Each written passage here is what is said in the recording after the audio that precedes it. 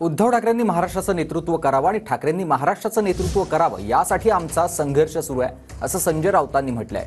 पवारांनी राऊतांना मुख्यमंत्री केलं तर राऊत मुख्यमंत्री होणार का, या प्रश्नावर राऊतांनी ही प्रतिक्रिया दिली आहे. दरम्यान मोदी शहांनी गद्दारी करून बेईमानांच्या हाती सूत्र दिली आहेत, असं देखील राऊत म्हणाले. आम्ही माननीय उद्धव ठाकरे यांनी या राज्याचं नेतृत्व करावं या भूमिकेत आहोत. बरं, आणि आमचा सगळ्यांचा संघर्ष त्यासाठीच आहे.